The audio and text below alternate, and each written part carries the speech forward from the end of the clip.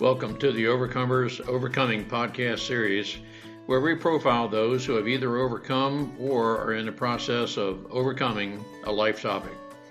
We have three purposes with this series.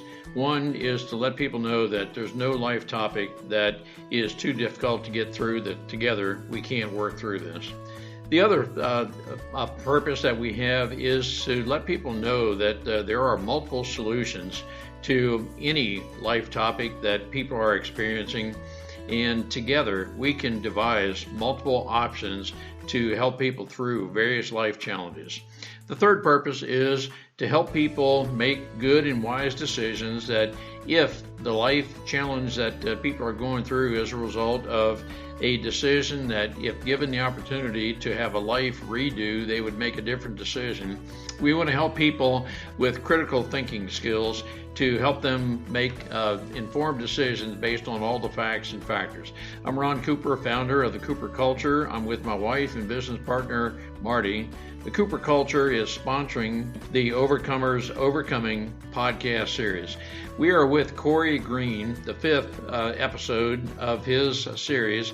Marty, what are some takeaways that people should have listening to this fifth series? When you listen to this, you will see that Corey has a neat or great sense of humor, and he seems like he gets himself in positions that are funny, and he just has a way of making light of all the situations that you will hear about in this podcast. What Marty is referring to is we're going to listen to somewhat of a lighthearted episode where Corey shares some of his Rideshare experiences. He entered the Rideshare program because of some financial needs he has, and we will learn more in episode 6 about his wife Michelle and some of the medical challenges she went through. But Corey has a very passionate resolve that he is going to work through the financial challenges he has, and we're going to learn of some of the things of the Rideshare program that are a bit lighthearted. So let's listen together and see what we can learn from Corey and his life experiences as a Rideshare host. Folks, it's great to have you back with us. And Corey, it's real good to have you with us. And today we're going to talk just a little bit of a lighter venue type thing. Corey, I think I'm learning that you were a rideshare type person, maybe referred to as a taxi driver, that kind of thing. But if I'm understanding just a little bit about this part of your life, you've had some various experiences that you have encountered, overcome, and so forth. So we're interested in learning a little bit more of your, if I can use the term, escapades. That this may be particularly good to listen to. So over to you, Corey. All right. Thank you very much, Ron and Marty, for having me on. Now we're getting into a series of topics that's really an interesting place in my life. I didn't have this on my radar. I didn't know I was going to become a rideshare driver. And I started out doing this because I had to save everything.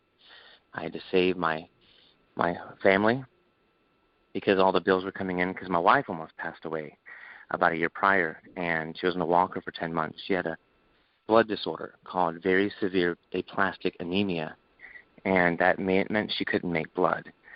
And so when she went to the hospital finally and they admitted her, she also was allergic to all antibiotics. So her chance of living was about 5%. And she made it through all that. And when she survived that, after being on the walk for 10 months, I decided I got to do something, because my main business was successful for the small space it was in, but it wasn't enough to pay for everything. So I could see the walls closing in. I can see the writing on the wall. I've seen the writing on the wall in a lot of ways that people wouldn't expect. I have certain insight, and I've seen things and know things about what's happened in the past year in 2020. And this is the time that I put my first book out of this series. Now, when I started driving for Rideshare, I joined up with the major 2 companies. And I noticed that after the first ride or 2 that the money was pretty good, and I remember those rides really well, and because they were significant to me. So as I continued to drive, I was experimenting, trying to figure out how to be the most efficient driver and make the most money for the time. That's what efficiency really is. And I was successful at that. 11 days after driving, though, I met someone very successful himself. And that person invited me to go on TV with them and talk about a book I already wrote. And when that happened, I realized that this was very unusual. This was very special. It made me wonder a lot about what the possibilities were out there. What if I decided to save the stories? What if I felt at the beginning? I was only 11 days in, so I decided I'm going to write down everything that happened. And I did. And then from there, when the crazy stories, wild, funny, or whatever would happen, I would stop the car around the corner, take my computer out of the trunk, and I would type out what happened. Well, that became not efficient. So the stories kept coming. So what I would do is I would take voice notes. And the voice notes I still have, and I have a lot of voice notes I have to go through for the second and third installment of this series. So what I would do, after about 5 months, I was driving and people were doing some things that were inappropriate in my car, and I felt very awkward. And it happened again while I was in the big city. And when it happened the second time, that prompted me to put a camera inside my car as well as have a dash cam. That dash cam proved very, very beneficial to police for accidents and things that happened I've seen, things I can't unsee, things I can't unexperience. Trauma is what I experienced. It is a nightmare. My main business is blissful, but this side job of rideshare is a literal nightmare when you have people in your car. And I would take the hardest drives. I wouldn't just drive when it was sunny outside. I drove the nighttime because that's whenever I could do it because of my schedule. So I would have to drive at 9 o'clock at night to 3 o'clock in the morning, taking the drunks, taking the people that needed my services. And I did around 4,200 deliveries of carloads of people. We're not just talking 1 or 2 people, we're talking 4 people, usually on a weekend. So that's 10, 15,000 people that's been in and out of my car. And I had to keep it clean, and I did certain things to prevent damage and whatnot in advance. I even added for enhancement for sound, 2 big 12-inch speakers, and that comes up in a conversation we can talk about later about when I tell people I had 12, and they didn't understand what I meant. I noticed that we had a generation gap there. And the people itself in the car, I learned about society. This was like almost a society experiment, a social experiment that I conducted. When I started filming people, my SD cards would get full because I would have so much content that I had to keep buying more SD cards. And now I have a terabyte of dash cam footage that's never been released. And I can go back and reference it for the stories. I have a lot of stories. And it's all because I drove people in my car. When the virus happened, I switched over to food. And since then, I've delivered 1,700 deliveries of food. This last weekend I even drove. And I didn't have a successful weekend. Gas is going up. The profits are going down. And the drivers are really suffering. People are not tipping as well. There's major problems. And I foresee a crash of rideshare delivery because of those economic problems that people are not seeing that are going to collide. Where would you like to start, Ron? Corey, I feel it's very necessary for myself and our listeners to interject one thing right here. Our listeners could perceive what seeming is not the case, lack of compassion. Corey, you said that you entered this rideshare program because of your wife's illness, your commitment to her, your family. She had a very severe aplastic anemia, and she was near death, had about a 5% chance of living. I don't want our listeners to think that I lack compassion about that. I'm sorry, I got us off to just a little bit of a wrong start. that, Corey, you are clearly a very committed, compassionate person who is willing to overcome any amount of adversity, do whatever is required to take care of your family. That is, God, my goodness, that is just a huge attribute to you. And that's just, again, Corey, you're speaking from and with your heart. And that may be just a great place to start, and then wherever you want to go. But I just feel as if I need to interject that part to help ensure that we set the right tone for this message in this part of your life. Yes, I want people to understand that you got to do whatever it takes to make it, what's ethically and morally correct. And so what I would do was I would do what it took, because I have a business I have to save, I have a family I have to save, I have to save everything. And it's all on my shoulders. So that's what a man has to do, is step up and take charge and do what needs to be done.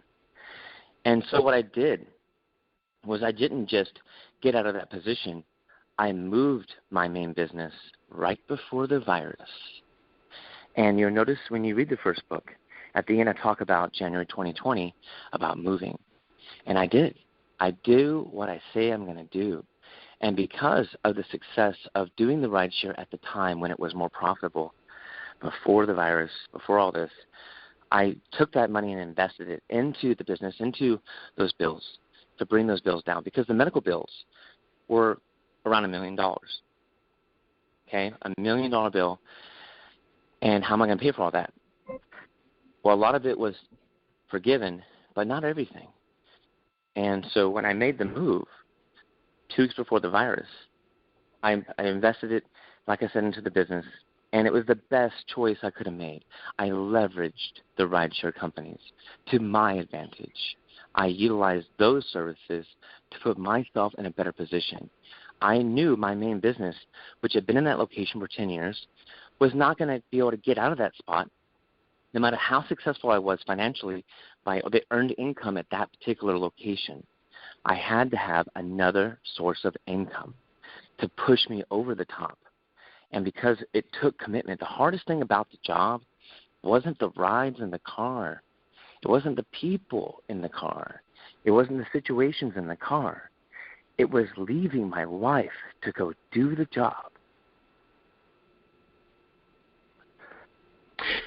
Corey, I can hear the passion in your heart right now, and you did whatever you had to do to ensure the financial health and well-being of your family, and you made some very hard choices. And you also mentioned, and I think I've got the term correct, you mentioned first book. Is the book to which you're referring Karate-wise? No, not at all.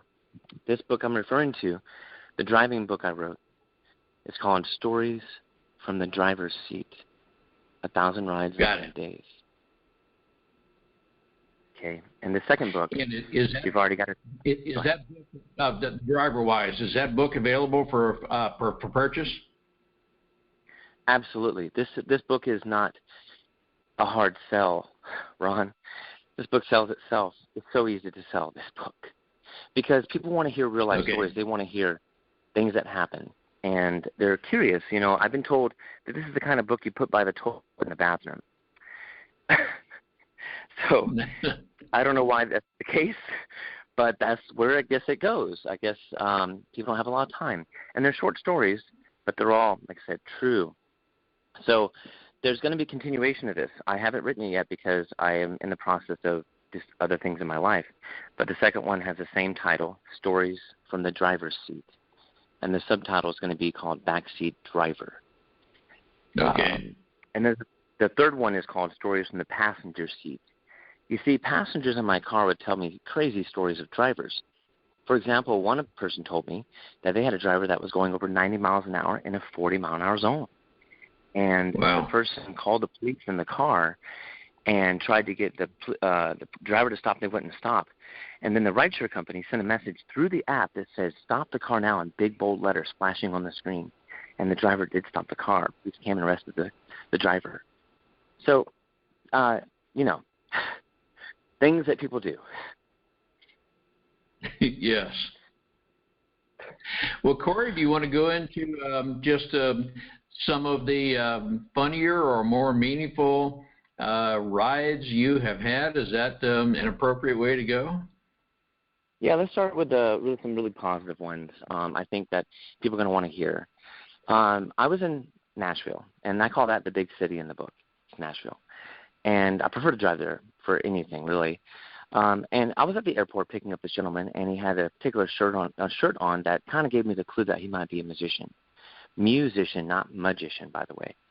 And so he sat in the car, and we started talking, and I asked him if he was a musician. He's like, yeah. I said, so what band do you work with? And he goes, well, I work with a band called the Alan Parsons Project. And if you don't know anything about music, you need to know that Alan Parsons person produced the album Dark Side of the Moon for Pink Floyd. And he's been in music for 50 years since then. And we have this really cordial conversation talking about how, everything happens for a reason. And I also tell him that there's a little more to that, actually. It's about being nice to everyone you meet.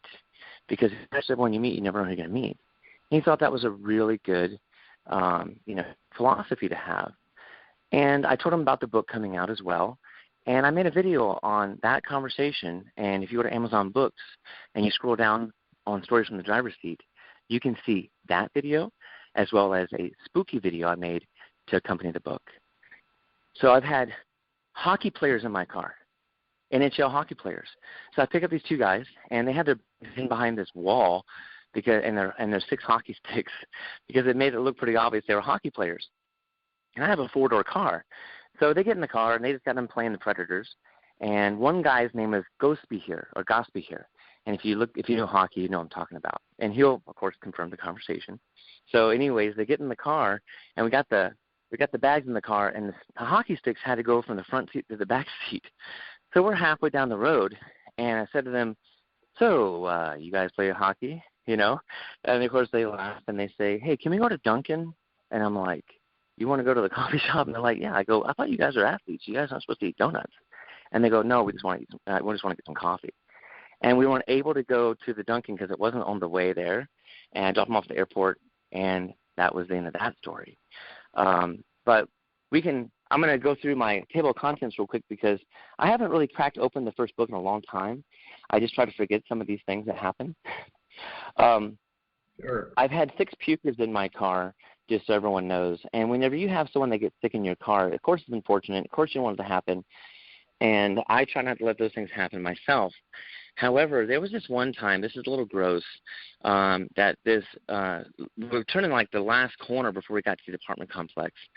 And the lady didn't open the door, and she got sick in the door handle. By the way, tip for you all. Don't sit in the back right seat of a Rideshare, just so you know. That's where all the pukers sit. Okay? Wow. So anyways, when you throw the door handle up, one of the things that you have to do with a Rideshare company is you have to send a picture or a few. And I sent one picture, and I said, I don't think I have to send a few because I think one picture should suffice. So there's that. Oh, my I had these, gosh, Corey. I've never had anything like that happen in our vehicle, but I can tell you that my personality is such that, oh my gosh, how do I clean it? I think that would have stopped me right there. I would have had to have taken up another line of profession. Well, I got to tell you about the last puker because it's very interesting how this went down. I had a passenger earlier the night that I took outside the city limits. And he knew about the book, and he knew how to contact me through the Facebook app. So what happened was I had someone that got sick that night, and it was getting late. And he messaged me at like 1:30 in the morning and said, hey, can you come pick me back up? And I said, yes, I can, but I have to vacuum up the puke first out of the back right of the car. Do you mind if I do that first? Yes. And he says, oh, yeah, no problem, man. Just take your time, and when you head this way, let me know, and don't worry, I'll make it worth your while.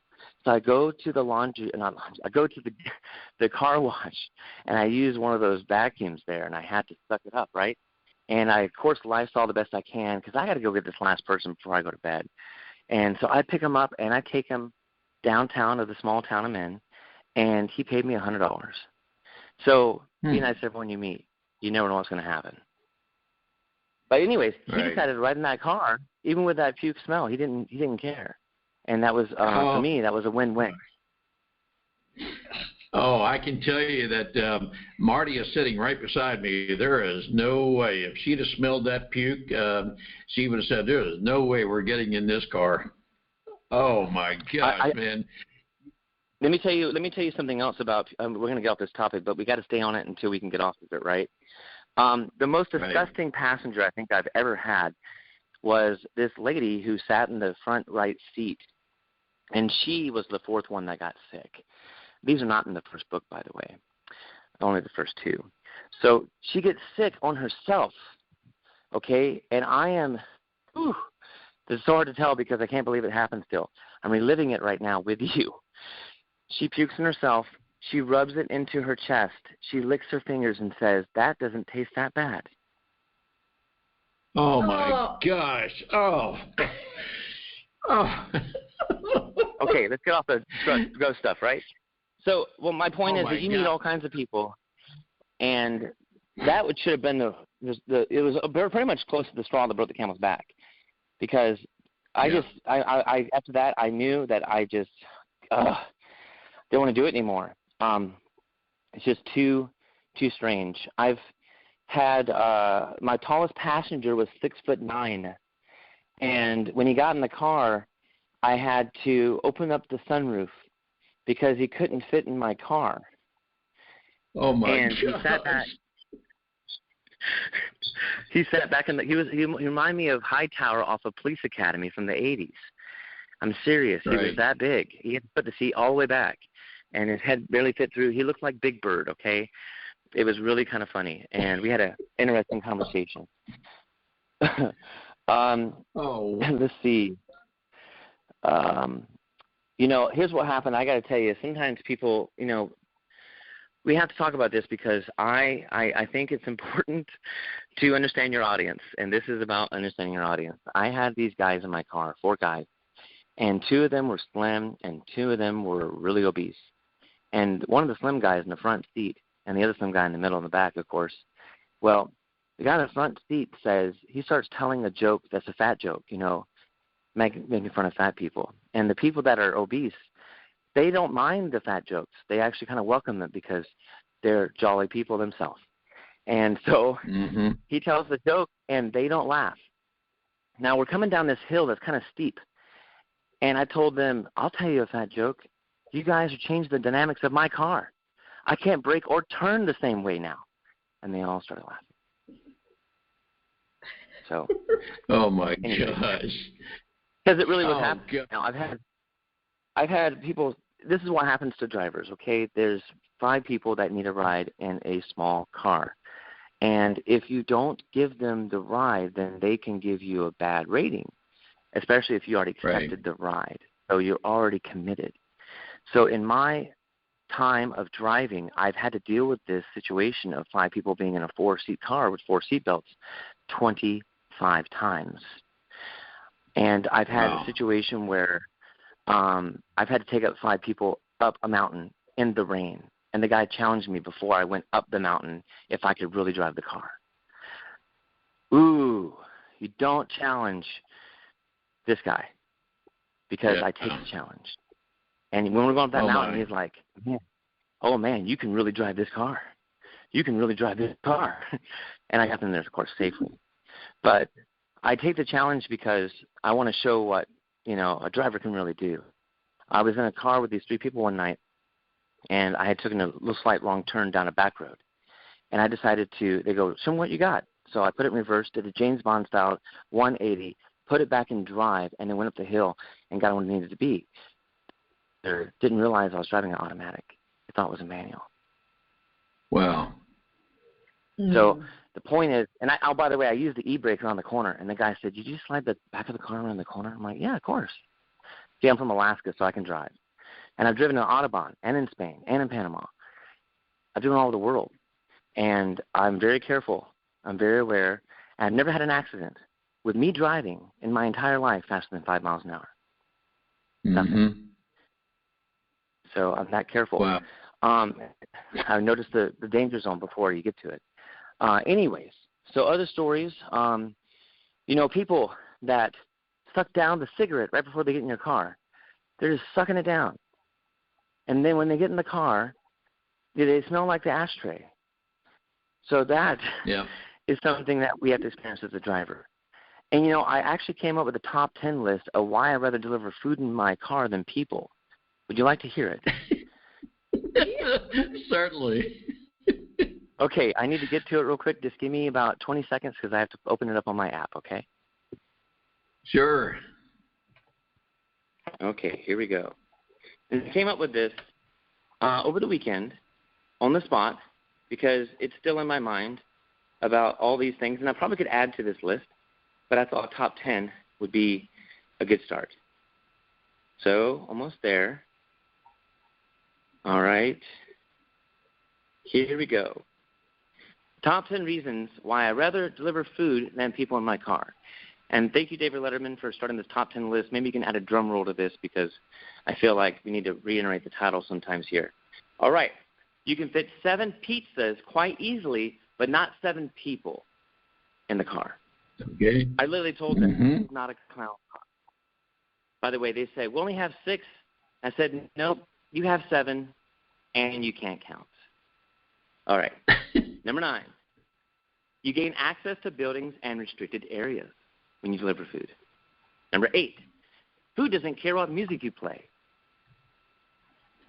7, food doesn't smell like marijuana or beer. Oh, gosh. 6, you know exactly what you are transporting in your vehicle at all times. Meaning that when you have people in your car, you don't know what they have on them. That's very important to understand that. That's not safe. Okay, number 5, it is easier to make people happy with food than your positive personality. Okay. Yes. So these are the top 10 reasons why I rather deliver food than people in my car. Number 4, you receive free food when wires get crossed, which happens more than you might think. Every few weeks, I end up getting some kind of free meal. The last free meal I received was snow crab legs. I stuck them in my cooler and drove them down, and we had crab legs that night because crazy stories, crazy things happen. All right. Wow. The top 3 reasons why I'd rather deliver food than people in my car. Number 3, food doesn't puke in your car. Number 2. Yep. And there's number 2. The young people will get this, okay? Number 2, food doesn't ask, do you have an aux cord? Yep. And number 1. Yeah. Here's number 1. You don't have to deal with the 20 to 30-year-old ladies that say, thank you, and sincerely with a vocal fry. Oh, my. Corey, that is my you top have 10. been... Yep. Corey, you have been through life experiences. I'm just going to take a wild guess that you are happy to be financially stable. You'll be even more so as time progresses. But this is a part of your life that you will not have to return to. Am I summarizing what I suspect you're feeling? Absolutely. I feel like that my chapter is finally closing on that life. And I hope it is because I am really ready to be done with it. I'm not going to say I'm not going to do some deliveries here or there. However, I've even done that for my wife. I'd be like, all right, I'm going to go deliver a few meals. That way we can go get some dinner. And it's just an easy way to make some money really fast if it works out that way. However, I think that it's time for me to turn my focus back to where it was before all this happened, before my wife got sick, and that is back fully on my main business and my life goals and the things I want to do to empower other people. Yes, and we certainly endorse that, Corey. your mention of your wife as we bring this into for a close, I think it's, and I'm very appreciative of your wife consenting to a podcast. For our listeners, you mentioned in this podcast you did what you did because she experienced a very severe aplastic anemia. Your wife has consented to be with us on a podcast, and she may express a little bit of whatever it is she chooses to talk with us about her experience with very aplastic anemia. And it's a huge credit to each of you having experienced what you experienced in life. Corey, you did what you needed to do to provide financial stability for your family, and you are in the process of overcoming that past en route to just a huge future. And we're looking forward to our next podcast, which will be you and your wife together. So, Corey, this episode is a huge tribute to you, but it's also to your wife as well. We're looking forward to the next episode. Absolutely. When you find out the capabilities and the person that my wife is and the character that she has, you're going to be amazed, and you'll see why it was all worth it. Everything that I've done is worth it, and she's worth it, and she was worth it a long time ago. But you have to do what you have to do to make it through this life, and just try to think outside the box and try to find a way to make it all work, because it will work out as long as you try your best and you're nice to people that you meet. Just be nice to everyone you meet. If you do that, who knows where it will go. You're right. And Corey, one of the aspects of this podcast series, Overcomers Overcoming, is to let people know that there are multiple solutions to anything that you may be experiencing. Somebody somewhere has either gone through what you're going through or has experienced something similar. We together can provide hope.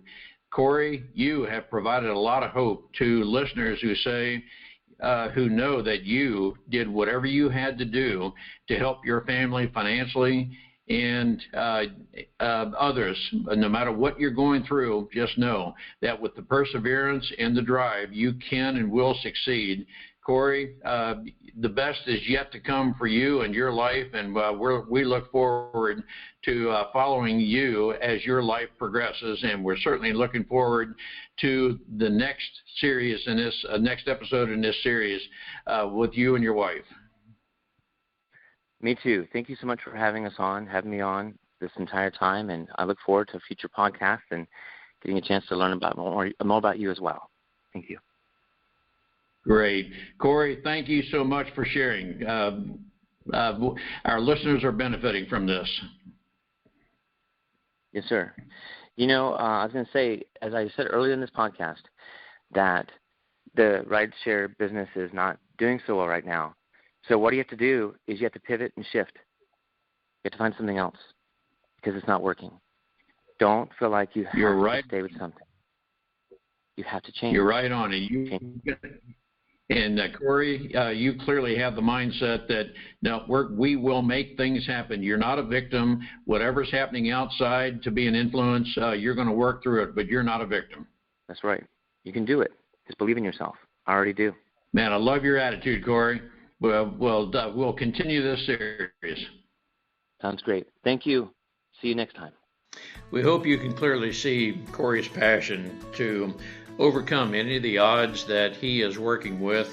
In this series, he is doing whatever he needed to do to get the revenue to help meet family needs, and he's willing to do whatever needs to be done for that. We are going to learn a little bit more about Michelle in the next episode, episode 6, his wife, the medical challenges she went through, how they together as a couple worked through that challenge. But we hope that through this series, we can garner a 5-star rating from you. We hope that you will want to subscribe. We also want to engage. We want to engage with each of you to discern what you have been through, what you have overcome, how you can help others to reach out and help them overcome whatever life challenge they are going through. We hope also that through critical thinking, that we'll be able to help people to make very informed decisions after having reviewed all the facts and factors needed to make a good decision. One of the aspects of all of these podcasts is the importance, the absolute necessity of good relationships. We're talking about connected relationships. We want to make available to you a digital course on relationships that Marty and I have done, where we talk about in depth what it is to have the right life partner through dating. And this series is dedicated to dating and leading up to marriage. We are also working on a digital relationship course having to do with work relationships, work culture. But when we get to know people, we understand their makeup, how they're wired. We refer to that term frequently. We are better able to understand and acknowledge people for who they are, their strengths, any blind spots they have. As we learn people, people can know that we care for them, we appreciate them, and we know exactly where they fit on a team if we are hiring. Corey has explained very definitely how he has that intuitive sense of being able to learn people through his karate, but he and Michelle are working very closely together to overcome many challenges of the past and working through the financial challenges of the future.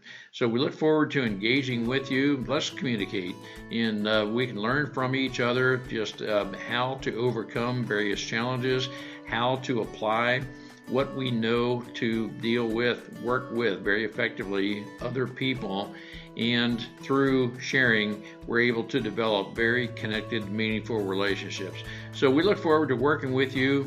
Please engage with us either through comments, or you can call us at 410-586-1875, or email ron@thecooperculture.com, or Marty, M-A-R-T-Y, @thecooperculture.com. Let's communicate in any form that is most suited to whatever it is you like, and we will like to engage with you. Thanks, and we look forward to talking with you.